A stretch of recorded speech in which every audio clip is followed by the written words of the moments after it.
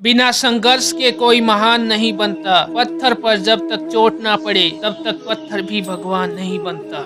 हीरे को परखना है तो अंधेरे का इंतजार करो, धूप में तो कांच के टुकड़े भी चमकने लगते हैं। कामयाब लोग अपने फैसले से दुनिया बदल देते हैं और नाकामयाब लोग दुनिया के डर से अपने फैसले बदल देते हैं। कभी यह मत भूलो कि मैं यह नहीं कर सकता, बल्कि हमेशा ये सोचो कि मैं कैसे कर सकता हूँ। जिंदगी में आशा एक सड़क की तरह है। सबसे पहले सड़क नहीं होती है, लेकिन जब बहुत सारे लोग उस मार्ग पर चलने लगते हैं तो सड़क अस्तित्व में आ जाती है। अगर आप ऐसी चीज पर काम कर रहे हैं जिसके बारे में आप वास्तव में परवाह करते हैं तो आपको मेहनत नहीं करनी पड़ेगी। अनुभव सबसे कठिन शिक्षक है। ये पहले आपकी परीक्षा लेते हैं और बाद में सबक देते हैं। सारी सीमाएं केवल आपके दिमाग में है। डर कुछ भी नहीं है। बस नियंत्रण रखिए कि आप कौन हैं और आप क्या बनना चाहते हैं। कभी भी पछतावा मत करो। यदि अच्छा हुआ है तो यह अद्भुत है, अगर बुरा हुआ है तो अनुभव है। जब तुम पैदा हुए थे तुम रोए थे, जबकि पूरी दुनिया ने जश्न मनाया था।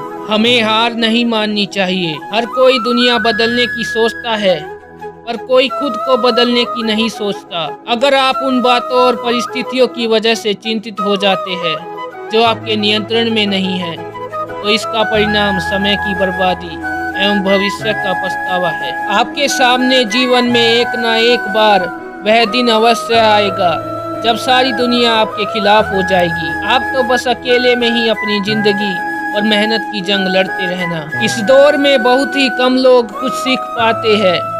हमें वह दिन नहीं आने देना है, चाहे किसी भी हद तक जाना पड़ जाए। इसलिए आपको सारी हदें पार करके आगे बढ़ना है। जब सपने हमारे हैं तो कोशिश भी तो हमारी होनी चाहिए।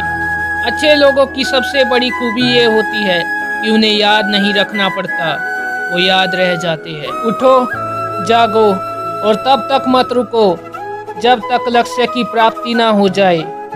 तुम जो भी काम कर रहे हो, अगर तुम मुझ पर पूरा विश्वास करते हो तो किसी भी चीज को अपने काम को रोकने मत देना। दुनिया के कई ऐसे काम हैं जो असंभव लगने के बावजूद किए गए हैं। बच्चे हुए तो भाई बहन को भूलता है, अमीर हुआ तो गरीबी को भूलता है, और जब वृद्ध होता है तो भूली हुई पुरानी सब बातों को याद करके रोता है। दुनिया में लाखों पेड़ गिलहरियों की देन है।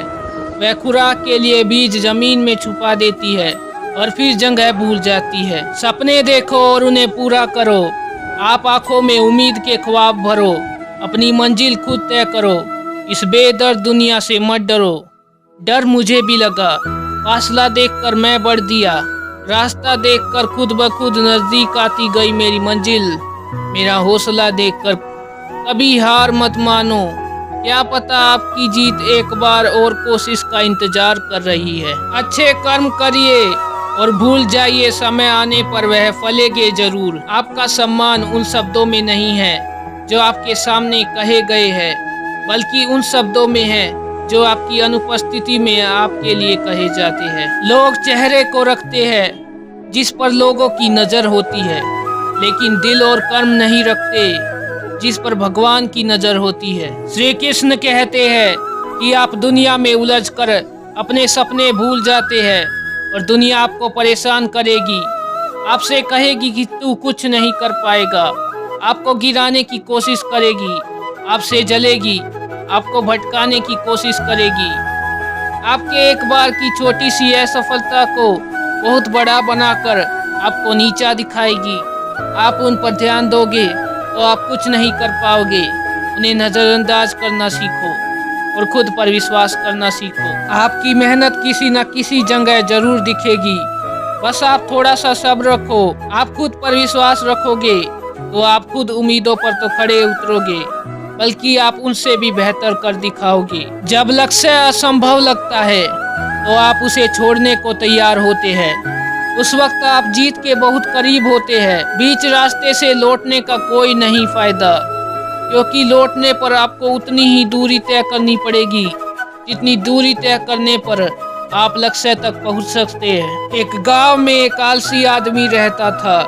वह कुछ काम धाम नहीं करता था, बस दिन भर निठल्ला बैठकर सोचता रहता था किसी तरह कुछ खाने को मिल जाए। एक दिन वह यूं ही घूमते घूमते आम के बाग में पहुंच गया। वहाँ रसीले आमों से लदे कई पेड़ थे। रसीले आम देखकर उसके मुंह में पानी आ गया और आम तोड़ने एक पेड़ पर चढ़ गया। लेकिन जैसे ही वह पेड़ पर चढ़ा, बाग का मालिक वहां पहुंचा।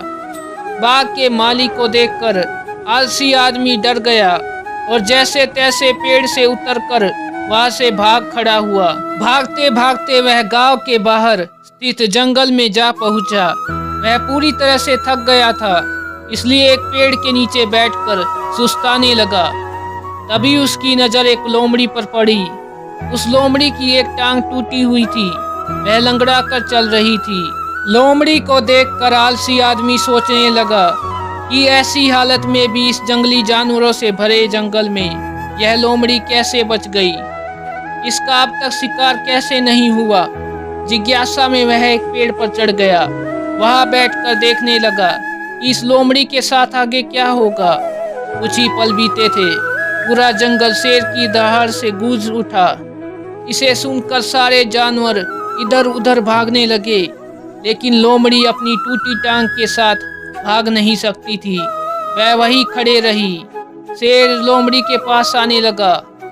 आलसी आदमी ने सोचा कि अब शेर लोमड़ी को मार कर खा जाएगा, लेकिन आगे जो हुआ वो कुछ अजीब था। शेर लोमड़ी के पास पहुंचकर खड़ा हो गया।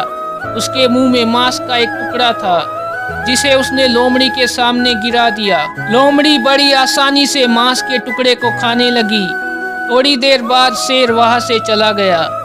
ये घटना देखकर आलसी आदमी सोचने लगा, भगवान सच में सर्वे सर्वा है।